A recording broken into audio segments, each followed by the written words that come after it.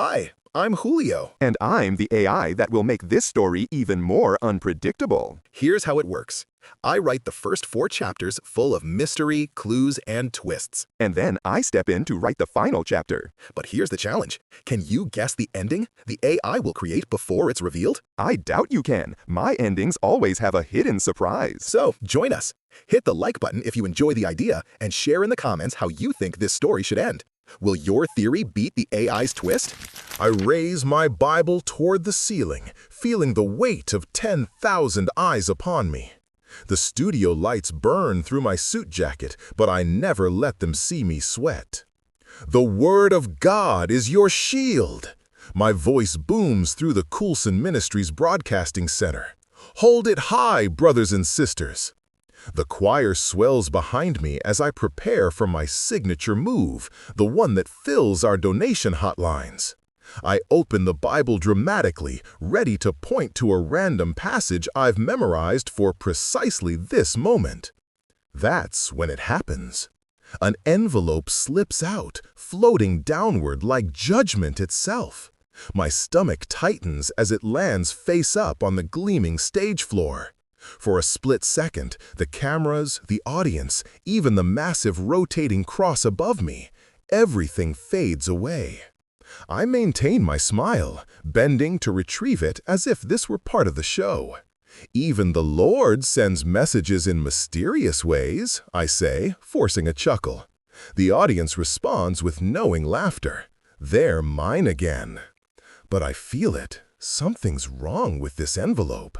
The texture is too old, the edges too worn. This isn't from my staff. The red camera light blinks relentlessly, live to 7 states, 2 million viewers. I slip the envelope into my pocket while gesturing to Sister Magdalene to lead another chorus. My fingers brush against what's clearly a photograph. Let the Spirit move through you, I command, buying precious seconds while my mind races. Who put this here? My Bible never leaves my sight except the green room. I'd left it there for 15 minutes before the broadcast. I glance toward the wings where my production team stands. Timothy, my assistant, gives his usual thumbs up. Behind him, a figure I don't recognize. A man in a gray suit watches me with unnerving stillness. The offering plates will now pass among you, I announce, my voice betraying nothing while my collar grows damp. Give generously, and the Lord will multiply your blessings tenfold. During the commotion, I risk a glance at what's in my pocket. A yellowed photograph. My blood turns to ice water. It's me, 20 years younger, standing in the dirt behind Old Man Grady's property. The hole beside me, the shovel in my hands, the dark shape on the ground that we never spoke of again. A memory I buried deeper than what's in that hole. The choir director signals me, 30 seconds until my closing prayer. I paste my practiced smile back on, but my eyes keep darting to the wings. The man in the gray suit is gone. Let us pray, I begin, as the cameras zoom in on my face. I bow my head, but through my lashes, I see movement by the side exit. A production assistant rushes toward me, pale-faced and urgent. She thrusts a note into my hand just as we cut to commercial. The paper trembles between my fingers as I read. There are more copies. Meet me in the parking garage. Come alone or the next one goes to the Dallas Morning News. The parking garage beneath Coulson Ministries reeks of exhaust and fear. My fear. I move between concrete pillars, my Italian leather shoes clicking against the cement. Each echo feels like exposure. Brother Calhoun, Timothy calls from behind me. The elder board is waiting for your blessing before they leave. I freeze. Tell them I've been called to urgent prayer. The lie comes naturally. A soul in crisis. Timothy's young face, always so earnest, so devoted, furrows with concern. Is everything all right? During the broadcast, when that envelope fell. Just a donation letter I'd been using as a bookmark. I force a chuckle. Though perhaps the Lord has a message for me in that timing, wouldn't you say? Timothy nods, ever the faithful lamb. He's been with me 3 years, manages my schedule, my appearances, my image. Doesn't know about my past. Or does he? You've seemed distracted lately, Timothy says, stepping closer. If there's anything weighing on your spirit. Nothing prayer won't fix. I place my hand on his shoulder, the same gesture I used to command donations from the faithful. Now go. The board mustn't be kept waiting. As Timothy retreats, I scan the dimly lit garage. Level B2, as the note demanded. Rows of luxury cars belonging to ministry staff gleam under fluorescent lights. My Cadillac sits alone in its reserved spot, the golden cross hood ornament catching the light. Reverend Drake. The voice comes from behind a concrete pillar. Punctual, as a man of God should be. The man from the wings steps out. Up close, his suit isn't gray, but a faded blue. His face is weathered, with deep lines around pale eyes that hold no reverence. Who are you? I demand. Someone who remembers Mercy Falls. He speaks the name of my hometown, the place I've scrubbed from my biography. Someone who was there that night. My mouth goes dry. I don't know what you're talking about. He laughs, a hollow sound that bounces off the concrete walls. That's not what the photograph suggests. What do you want? I reach into my pocket, feeling the edge of the photograph. Money? So direct. He clicks his tongue. But yes, for now. 200,000. Cash. Impossible. I can't access that kind of money without the board knowing. He pulls out a cigarette, lighting it despite my wince. A man who owns 3 houses and drives a custom Cadillac? A man whose ministry brought in $22 million last year? I've done my homework, Reverend. A car engine echoes from above. Footsteps approach. The man melts back into the shadows as Elder Richardson appears, his white hair glowing under the harsh lights. Calhoun! Timothy said you'd be down here. Richardson's voice booms with the authority of old money. His family funded Colson Ministries before I transformed it into the empire it is today. Praying in a parking garage? Sometimes the Spirit moves in unexpected places, I say smoothly. What can I do for you, William? Richardson studies me. The board meeting. You missed it, as I told Timothy. Yes, a soul in crisis. Richardson waves his hand dismissively. But we needed to discuss the Westwood property. The developer called again. The Westwood property. 50 acres of prime Dallas real estate, donated by a widow who believed my promises of a youth retreat center. Land now worth millions. Land I've been quietly rezoning for commercial use. We'll discuss it tomorrow, I say, eager to return to the blackmailer. Richardson steps closer, lowering his voice. Is there something I should know, Calhoun? You've been different since your trip to Mercy Falls last month. My blood freezes. What did you say? Your trip, when you went to visit your mother's grave. Richardson looks puzzled. You took 3 days off. First time in 5 years. I never went to Mercy Falls. I told everyone I was at a prayer retreat in Austin. Someone's been investigating me. Of course, I recover quickly. Mother's passing anniversary always affects me deeply. Richardson nods sympathetically. While you were gone, a man came asking questions. Said he was writing a book about ministries. Wanted to know about your early days. What did you tell him? To make an appointment, of course. Though Timothy gave him a tour of the studio. My mind races. Timothy? The blackmailer? The photograph? William, I need to speak with Timothy, immediately. He left already. Said something about research at the county records office. Richardson checks his gold watch.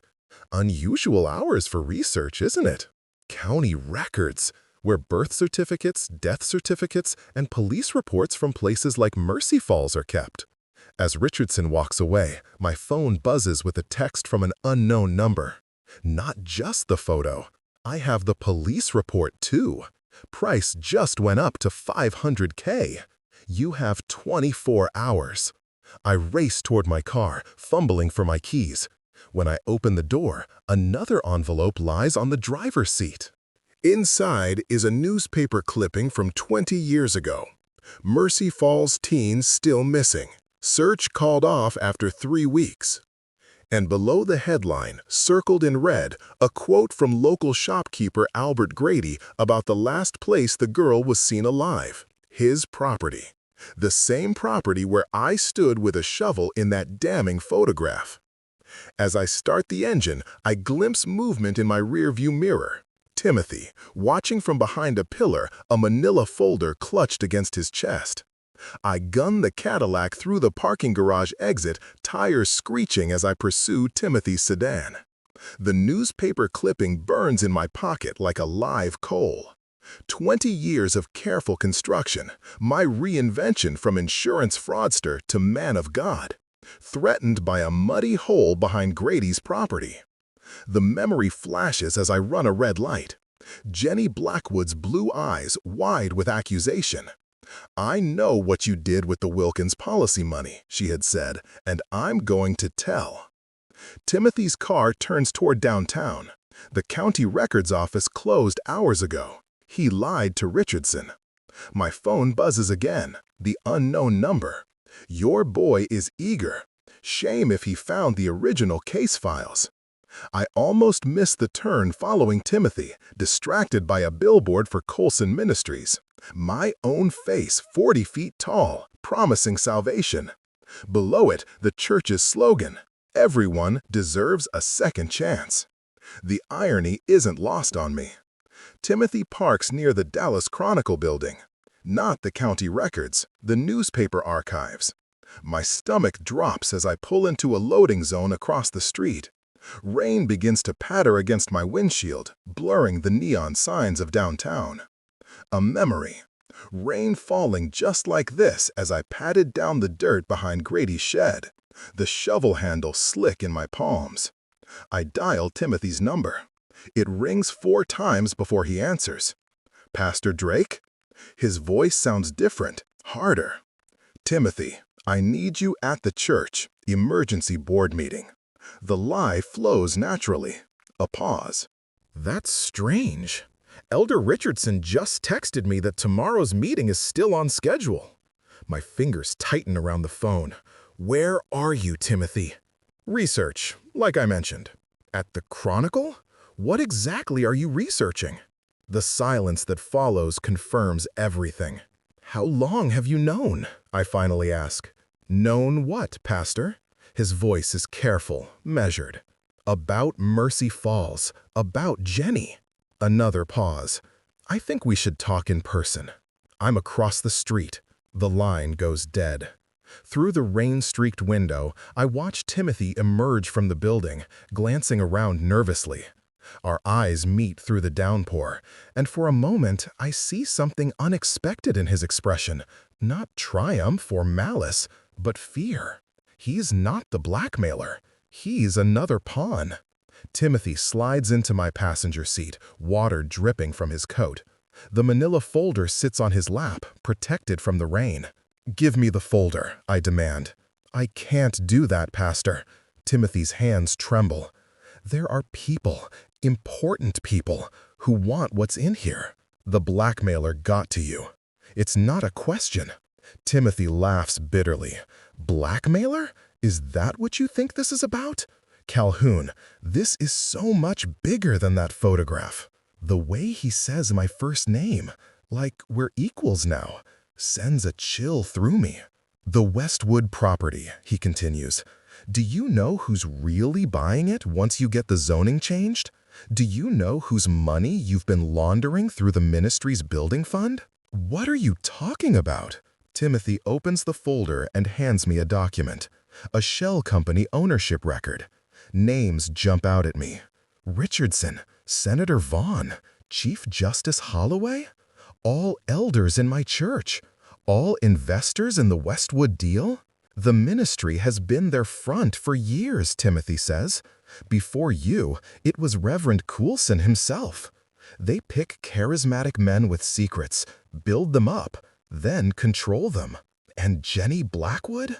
My mouth is dry. What does she have to do with this? She worked for the insurance company investigating your fraud, but she was also Holloway's niece. Timothy taps a newspaper article in the folder. They blamed you for her disappearance, but they protected you, gave you a new start, this ministry. The pieces click into place. Richardson's subtle threats over the years, the political connections that seemed too easy, the donations that flowed from mysterious sources. They've been watching you, Timothy continues, making sure you stay in line. But lately, you've been negotiating the Westwood deal directly with developers, cutting them out of their percentage. So, the photograph, the blackmail, it's them? After 20 years? Timothy shakes his head. Not them. Someone else knows. Someone with evidence that could bring down not just you, but all of them.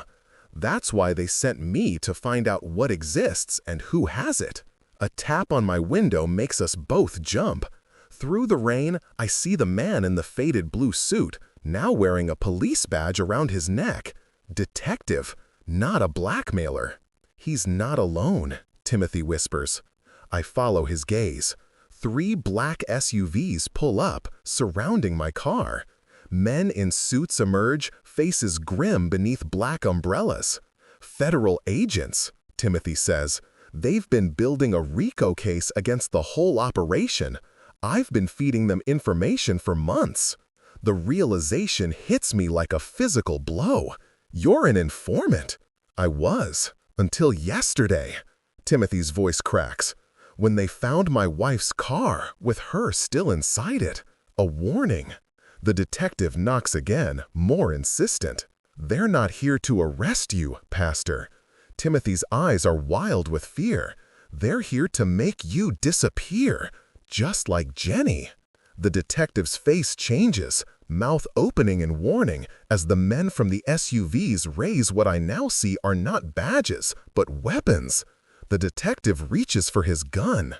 Timothy lunges for the door, just as the first shot shatters my window, sending glass across the dashboard like diamonds catching the neon light. Glass rains across my face as I slam the Cadillac into reverse. Timothy ducks below the dashboard, clutching the folder to his chest. The detective outside my window crumples to the ground. I don't know if he's hit or taking cover. Tires squeal against wet pavement. I ram into one of the black SUVs, metal crunching metal. Bullets punch through my hood, sending steam hissing into the night air. "Drive!" Timothy screams. I floor it, weaving through traffic onto Commerce Street. Horns blare as I run another red light. In my rear view, 2 SUVs pursue, gaining ground. "Who are they?" I demand, swerving to avoid a delivery truck. "Fixers. They handle problems for the organization." Timothy clutches the door as we take a hard right. Richardson calls them the Deacons. The name triggers a memory. Hushed conversations after board meetings, funds allocated to Deacon Ministries. I always assumed it was another charity front. The Westwood property isn't just about money laundering, Timothy says, eyes scanning for escape routes. There's something buried there, something they need. Like Jenny Blackwood? The words taste bitter. Timothy shakes his head. Worse, records, names, accounts. From what I pieced together, they've been operating since the 70s, using churches as fronts across 5 states. My phone buzzes, the unknown number again. Meet at Grace Point Cemetery, 30 minutes. Answers about Jenny. Below it, an image. The rest of the photograph from my Bible, showing not just me with the shovel, but a second figure partially cropped out. Take the next exit, I tell Timothy. We're heading north. That's toward Mercy Falls, he objects. Exactly. Rain hammers the roof as we speed onto the highway. One SUV still follows, hanging back but present, watching. They won't kill us on the highway, I say, more to convince myself than Timothy. Too many witnesses. You don't understand these people. Timothy's voice cracks. My wife was in traffic when they got to her. Made it look like a carjacking gone wrong. I grip the steering wheel tighter. Tell me everything you know. Timothy opens the folder. It started with insurance fraud in small towns. They'd find desperate men like you willing to cut corners, set up fake policies, collect on disasters that never happened. My stomach twists. The Wilkins family farm fire. The policy I wrote days before, with inflated values on everything. The money that saved me from bankruptcy. Money I shared with the men who approached me afterward. Men who later introduced me to opportunities in ministry. Jenny found out, I say, the memories flooding back. She was auditing discrepancies. Timothy nods. But she wasn't just an insurance investigator. Her uncle, Justice Holloway, had her placed there. The family suspected skimming from their operation. Their operation? The Holloways, the Richardsons. 5 families total.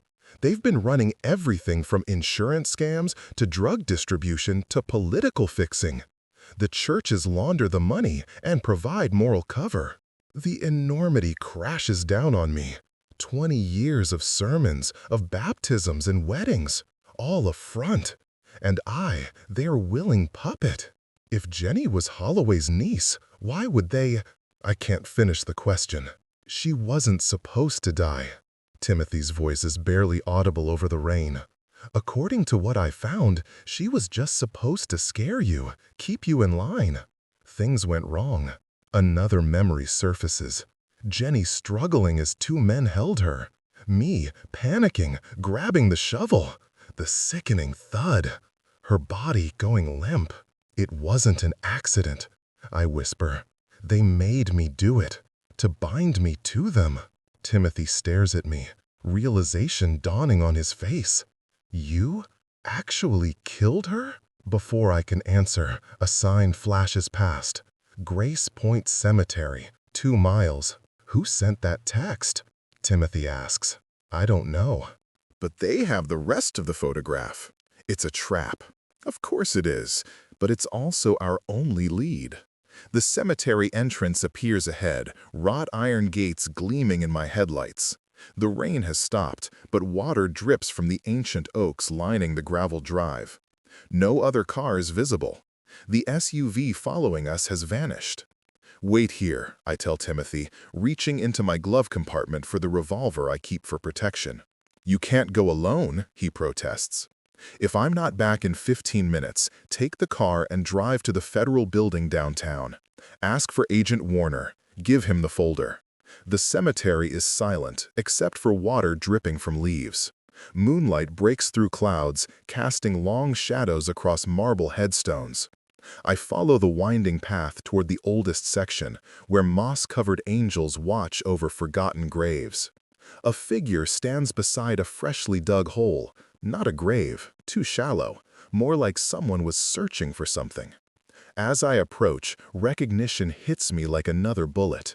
Elder Richardson, immaculate in a raincoat despite the mud surrounding him. Calhoun, he greets me, as casual as a Sunday service. You've caused quite a commotion tonight. Where's the rest of the photograph? Richardson gestures to the hole, where most evidence ends up eventually. 6 feet down. Jenny Blackwood isn't buried here. No, his smile is cold, but your future could be. Men emerge from behind monuments. 3 of them, faces familiar from church security, hands hidden in jacket pockets. You were never supposed to know the full extent of our work, Richardson says. Just play your part. Preach, inspire, collect. The perfect frontman with the perfect motivation to stay loyal. Because you made me kill her. Richardson's eyebrows rise. Is that what you remember? How convenient for your conscience. I was there. I hit her with the shovel. After she was already dead, Calhoun. The men who brought her to you had already done the work. You just helped with disposal and provided the leverage we needed to ensure your cooperation for the next 20 years. The ground seems to shift beneath me. If I didn't kill her, then who? You ask the wrong questions even now. Richardson steps closer. The real question is, why dig up the past when it only brings pain? Because someone already has. The photograph, the blackmail. Ah, yes, our little test. Richardson looks disappointed. When we discovered Timothy's betrayal, we needed to assess your loyalty, so we arranged a little pressure to see which way you'd run. The realization hits me. There was never a separate blackmailer. The text messages, the photograph in my Bible, all orchestrated by Richardson and the others. And I failed your test. Richardson nods sadly. The moment you headed toward Timothy instead of coming to us, the moment you drove north instead of calling the number we gave you for emergencies. In the distance, I see headlights cutting through the cemetery. My Cadillac. Timothy is fleeing. You won't catch him, I say. He has evidence, names, records. He has scraps. Nothing that can't be contained. Richardson gestures, and one of the men moves toward the cemetery exit. What he doesn't have is the only thing that matters. And what's that? The location of the real bodies, not just Jenny's, all 27 of them. The ones buried at the Westwood property, the land your ministry is about to sell to developers who will dig very, very deep foundations. The sound of squealing tires and a crash echoes from the cemetery entrance. Timothy. Richardson checks his watch. Now we have a choice to make about your future, Calhoun. The hole is already dug. I raise my revolver, but as I squeeze the trigger, something hard connects with the back of my head. The world tilts, earth rushing up to meet me. My last thought before darkness claims me, I never even heard them come up behind me. Cold earth presses against my face. The smell of damp soil fills my nostrils, triggering a memory I've spent 20 years avoiding. My head throbs where they struck me. I try to move, but my hands are bound behind my back with zip ties that bite into my wrists. I'm not in the hole, not yet. I'm propped against a headstone, rain-soaked suit clinging to my skin. Richardson stands 10 feet away, phone pressed to his ear. His men fan out across the cemetery like sentinels. Through the trees, I see flames. My Cadillac engulfed. Timothy. Contained, Richardson says into the phone. He listens, nods. Yes, both of them. Both. The word settles in my gut like lead. Richardson pockets his phone and approaches. You're awake. Good. There are things you need to understand before we finish this. Where's Timothy? In your car. Richardson's voice is matter-of-fact. He tried to ram through the gate. Unfortunately, the collision ruptured his fuel tank. These old Cadillacs, they burn so beautifully. Timothy. Contained, Richardson says into the phone. He listens, nods. Yes, both of them. Both. The word settles in my gut like lead. Richardson pockets his phone and approaches. You're awake. Good. There are things you need to understand before we finish this. Where's Timothy? In your car. Richardson's voice is matter-of-fact. He tried to ram through the gate. Unfortunately, the collision ruptured his fuel tank. These old Cadillacs, they burn so beautifully. Rage floods through me, but I force myself still. The folder, the evidence. Already recovered. Richardson pulls out a familiar manila folder, now charred at the edges. What Timothy didn't understand is that we've been cleaning up evidence for 40 years. A few documents? Amateur work. The feds. Agent Warner? Richardson smiles. Retired last month. Moved to Costa Rica on a very generous pension. Timothy was feeding information to a dead end for 6 months. We let him think he was making progress, kept him close, kept him traceable. The pieces rearranged themselves in my mind. Timothy's wife, his fear, all manipulated. You killed an innocent woman to control him? Innocent? Richardson's laugh is sharp. She was sleeping with a city councilman, gathering her own leverage. Everyone in this city has secrets, Calhoun. We simply manage them. A sound cuts through the night. Sirens, distant but approaching. Richardson's expression doesn't change. Right on schedule. By the time they arrive, they'll find a tragic accident. A beloved minister racing to comfort his troubled assistant, both victims of a terrible crash. Someone will know. Someone always knows. Yes, Richardson crouches beside me. But here's what you've never understood. We don't hide from the truth, Calhoun. We control the narrative around it. He pulls out his phone, showing me a screen. It's a news article, pre-written, time-stamped for tomorrow morning. Televangelist and assistant die in fiery crash. Televangelist? My voice cracks. We found troubling evidence in Timothy's apartment, a relationship between you two. Texts, photos, all very damning for a man who preaches traditional values every Sunday. Richardson swipes to another image. Doctored photographs of Timothy and me, intimate, damning. When the pressure of exposure became too much, you both made a terrible choice. The sophistication of it steals my breath. Not just murder, character assassination, legacy destruction. 20 years, I whisper. Why now? The Westwood property closes in 3 days. We need you gone before then. A scandal-free transition. Your successor is already chosen. Another charismatic man with another useful secret. Richardson stands. You served your purpose, Calhoun, but you were getting greedy, cutting side deals, asking questions. And Jenny?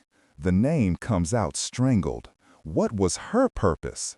Richardson's expression shifts. For the first time tonight, I see something beneath the corporate veneer. Regret? No. Calculation. Jenny Blackwood wasn't supposed to exist in our world. She was a variable we didn't account for. Your partner's niece.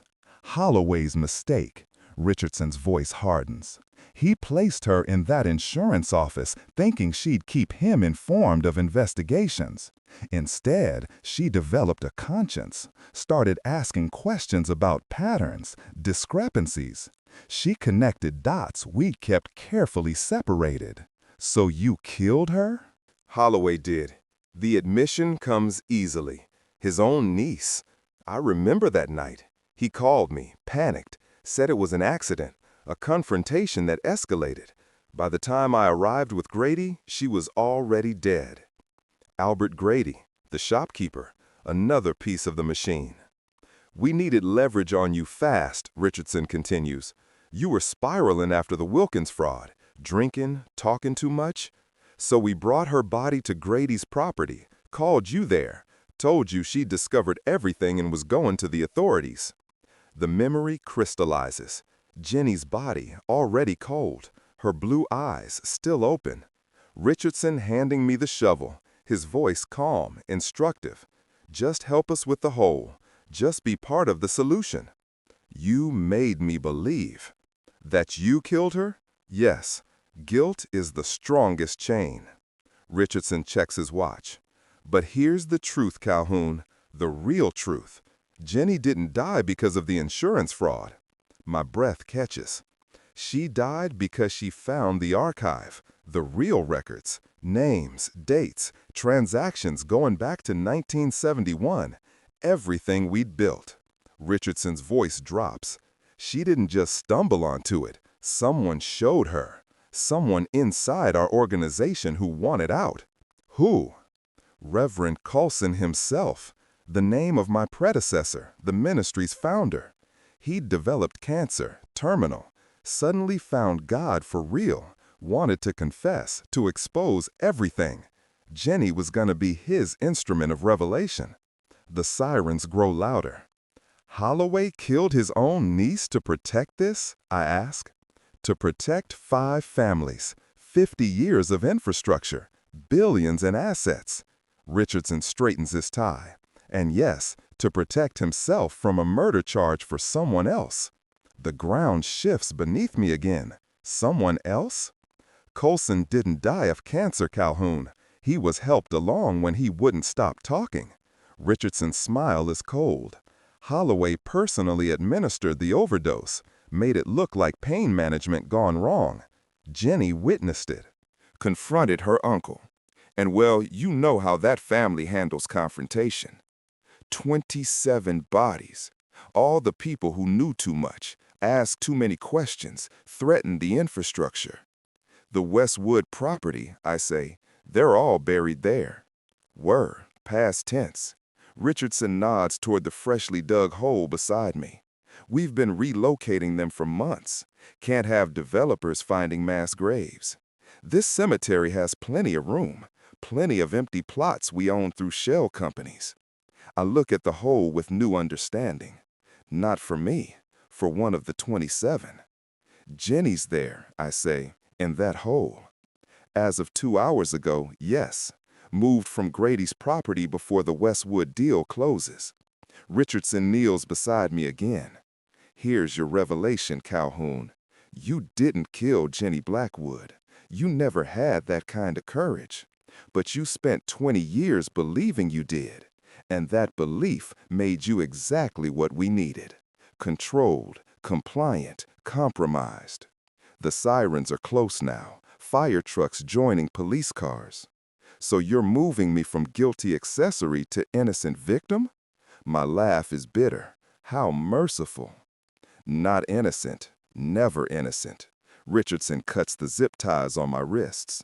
But useful one last time. You're going to walk out of here, Calhoun.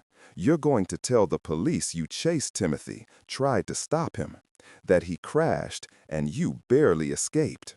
You'll be the grieving pastor, the survivor, the hero who tried to save his troubled assistant. I rub my wrists, not understanding. Why?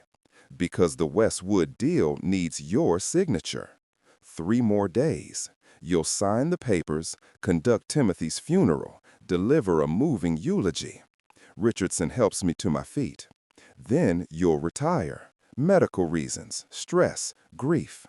You'll disappear to some quiet parish in Montana or Maine. We'll fund your exit generously. And if I don't? Richardson's hand moves to his jacket pocket. Not a weapon, an envelope. He pulls out additional photographs. Not of Jenny, of my daughter. My daughter, who I haven't seen in 15 years. Who cut me off when she discovered her college fund had been emptied to pay for my first Cadillac. Sarah's doing well in Portland, Richardson says conversationally. Graphic designer, married, pregnant with your first grandchild. The threat is clear. Comply or Sarah joins the 27. Police lights strobe through the trees. I hear voices, orders being shouted. The first responders have found the Cadillac. Choose quickly, Richardson says. I think of Timothy, burned beyond recognition in my car. Of his dead wife. Of Jenny Blackwood, finally buried properly after 20 years in unholy ground. Of 27 souls scattered across a cemetery, their murders hidden under layers of legitimate business.